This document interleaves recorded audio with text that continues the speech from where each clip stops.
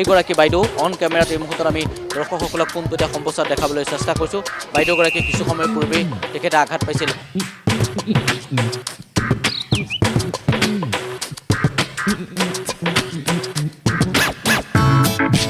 চাওক, প্ৰায় ৪৮ ঘণ্টা সময় পাৰ হৈ গ'ল, কিন্তু গুৱাহাটীৰ যি কৃত্ৰিম বানৰ সমস্যা সমাধান কৰিব পৰা নাই।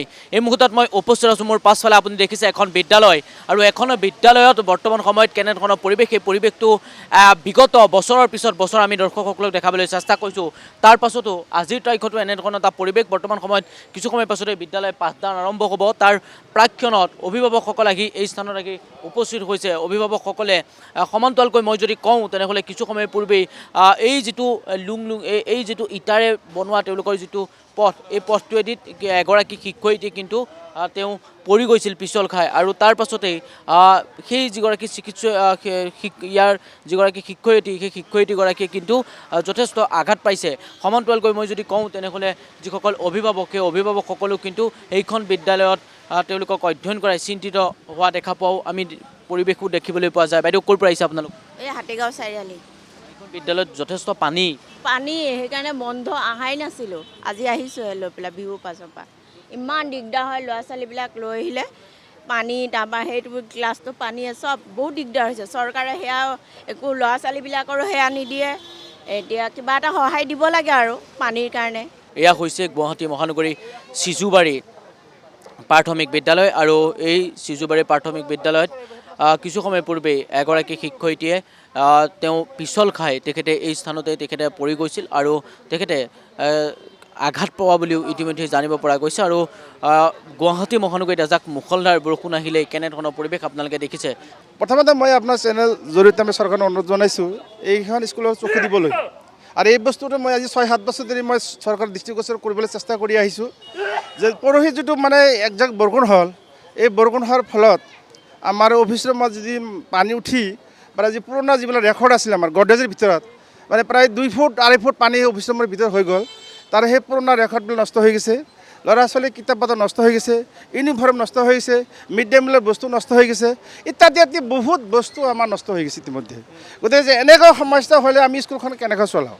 এতিয়া চৰকাৰী স্কুলত এনেকুৱা যদি সমস্যা হৈ থাকে, ৰাইজে আমাৰ স্কুল দিব জানো ল'ৰা ছোৱালীবিলাক? গতিকে চৰকাৰে এইটো নজৰ দিব লাগে। চৰকাৰী স্কুলত যদি ভাল নকৰে, মিনিমাম সুবিধাখিনি যদি নিদিয়ে, তেতিয়া গাৰ্জেনে আমাৰ তাত ল'ৰা ছোৱালী কিয় দিব? এতিয়া এই স্কুলখনত প্ৰায় ৫০০ৰ অধিক ল'ৰা ছোৱালী বৰ্তমানো আছে। গতিকে ইমান কষ্ট কৰি গাৰ্জেনবিলাকে স্কুলখন আগলৈ লৈছে। গতিকে আমি এইটো মই চৰকাৰক অনুৰোধ কৰোঁ, এই স্কুলখনে অলপ নজৰ দিয়ক, মিনিমাম সা সুবিধাখিনি দিয়ক। আমাৰ স্কুলখনত প্ৰায় ৫০০ ল'ৰা ছোৱালীৰ খোৱা পানীৰ ব্যৱস্থা নাই। আমি SMC সেই পানীখিনি প্ৰত্যেক দিনে পানী কিনিব লাগে। যে টিচাৰখিনি যদি বাথৰুমত যাব, সেই যোৱাৰ সুবিধাও নাই। দেখাই পাইছে আমাৰ কেনেকুৱা অৱস্থা হৈ আছে। ইলেকশ্যন আহিল, ইলেকশ্যন অহাটো বহুত ডাঙৰ ডাঙৰ মানুহ আহিল, কিন্তু মই তেওঁলোকক অনুৰোধ কৰিছিলোঁ যে এই সুযোগতে আমাৰ স্কুলত আৰ্টফিলিং কৰি দিয়ক, মানুহখিনি ভোট দিয়ক, ভালকৈ দিয়ক, আমাৰ অলপ সুবিধা হ'ব। তেওঁলোকে মোৰ কথা ইমান গুৰুত্ব নিদিলে। অলপ কলমকৈ এই বস্তু মানে বস্তা ভৰাই অলপ ৰাস্তা বনাই দিলে, সেনেকৈ ইলেকশ্যনটো লৈ গুচি গ'ল। গতিকে এনেকুৱা সমস্যা দেখাই পাইছে, জৰ্জৰিত সমস্যা। গতিকে অসমৰ শিক্ষামন্ত্ৰীক বা অসমৰ মুখ্যমন্ত্ৰীক গোটেই পৃথিৱীৰ মানুহ জানে, এজন প্ৰভাৱশালী মুখ্যমন্ত্ৰী, এজন দক্ষ আমাৰ শিক্ষামন্ত্ৰী পাইছোঁ। তেওঁলোকে যে অলপ নজৰ দিয়ে যে মাতৃভাষাৰ স্কুলবিলাকক আমি কেনেকৈ আগুৱাই লৈ যাব পাৰোঁ।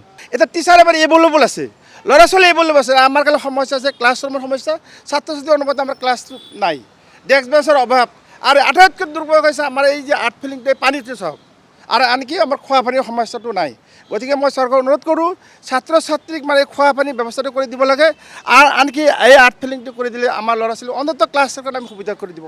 এয়া পুৰণি বিদ্যালয় আৰু তেওঁলোকৰ, আৰু এইখন হৈছে নতুনকৈ তেওঁলোকে যি কাম, সেই কাম সম্পূৰ্ণ নোহোৱাৰ পাছতো কিন্তু তেওঁলোকে এইখন বিদ্যালয়ত এনেদৰে তেওঁলোকে পাঠদান কৰিবলগীয়া হৈছে। আৰু প্ৰতিকূল গুৱাহাটী মহানগৰীত এজাক মুষলধাৰ বৰষুণ দিলেই কেনেধৰণৰ পৰিৱেশ আপোনালোকে দেখিছে। আৰু এইগৰাকী বাইদেউ অন কেমেৰাত এই মুহূৰ্তত আমি দৰ্শকসকলক পোনপটীয়া সম্প্ৰচাৰ দেখাবলৈ চেষ্টা কৰিছোঁ।